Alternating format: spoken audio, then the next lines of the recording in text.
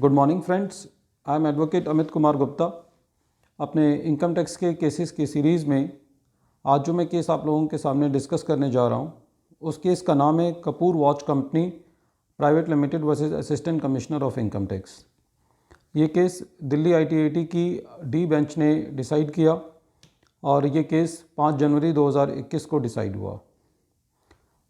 ये case section 194C और 194I पर है। इस केस में जो इशू इन्वॉल्व था वो ये था कि एसएससी की एक दुकान थी जो कि एक मॉल में थी, शोरूम था उसका। जो एसएससी था वो मॉल वालों को मेंटेनेंस चार्जेस जो है वो पे कर रहा था और जो उसकी दुकान थी उसके लिए किराया जो है वो अलग अपने लैंडलॉर्ड को पे कर रहा था। तो एसएससी जो लैंडलॉर्ड को किराया पे कर रहा था उस पे तो एसएससी सेक्शन 194I के अंदर अपना TDS काट रहा था और जो मॉल का ऑनर था उसके लिए जो उसकी मेंटेनेंस चार्जेस थी उसके लिए एक अलग एग्रीमेंट था और एसएससी उस पर सेक्शन 194C के अंदर 2% से TDS काट रहा था।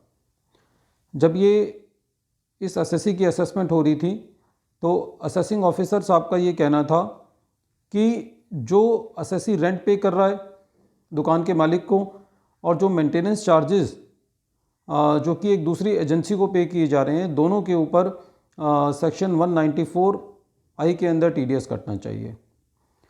जो असेसिंग ऑफिसर की जो बात है वो बिल्कुल इलॉजिकल है, क्योंकि एट द फेस ही यदि हम कानून की गहराई में ना भी जाएं तो एक ये कॉमन सेंस है कि जो रेंटल है उसके ऊपर TDS जो है वो 10% कटता है और हम कोई भी कॉन्ट्रैक्ट करते हैं जहाँ पे हम अपने दुकान की साफ़ सफाई के लिए होता है या उसकी मेंटेनेंस होती है, चाहे वो इलेक्ट्रिसिटी से रिलेटेड हो चाहे वो AC से रिलेटेड हो, तो जनरल ये बिल्कुल क्लैरिटी है इसके अंदर।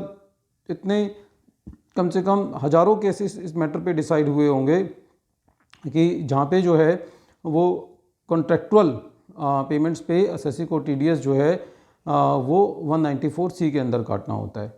लेकिन एज़ यूजुअल जो ये होते हैं उनको कोई ना कोई एडिशन करनी होती है, तो कई बार only for the sake of doing the addition also the department make the additions. तो इसी तरीके से इस केस में हुआ कि AO साहब ने कहा कि कोई 1,68,000 के करीब कोई फिगर निकाली। उन्होंने कहा कि ये ऐसी चीज़ है कि जिसके ऊपर TDS जो है वो 2% नहीं 10% कटना चाहिए था। उन्होंने उसके ऊपर 1% का ब्याज भी लगा दिया और इस मैटर के अंदर एसएससी का जो है वो उन्होंने एडिशन कर दिया। बाद में ये मैटर जो है वो CIT अपील साहब के पास गया। CIT अपील साहब एज़ यूजुअल एसएससी को कोई रिलीफ नहीं मिला और एसएससी को जो है वो ITAT के पास आना पड़ा। ITAT ने मैटर को देखा और ITAT ने पाया कि जो एसएससी है उसका लैंडलॉर्ड से एक अलग एग्रीमेंट हुआ है टेनेंट और लैंडलॉर्ड का, जिस पे एसएससी जो है वो 10% TDS काट रहा है और जो मॉल की मेंटेनेंस कर रहा है, मॉल के अंदर जितनी दुकानें हैं वो एक अलग एजेंसी है, उसके साथ एक अलग एग्रीमेंट हुआ है और उस पर एसएससी उनको पेमेंट करके 2% से उसका TDS काट रहा है। तो ITAT ने ये बोला कि जो AO ने बात कही है कि इसके ऊपर 10% कटना चाहिए, इसमें कोई भी रेंटल का नेचर इन्वॉल्व नहीं है और ये खाली प्योरली कॉन्ट्रेक्चुअल पेमेंट है जो कि एग्रीमेंट से देखने को मिलता है। और ITAT ने एक केस का भी इसमें हवाला दिया, Sunil Kumar Gupta versus assistant CIT 2016 389 ITR 38।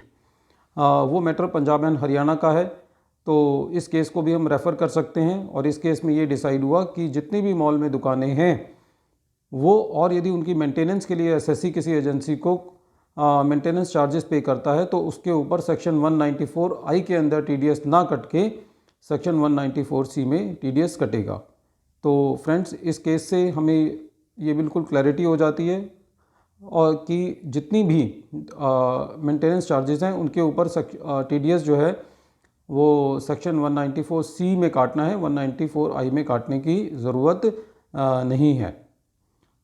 Friends, I hope that you like this lecture, and if you like my deliberations on the various cases, then you can subscribe my channel and press the bell icon so that you can get the notifications for the coming videos.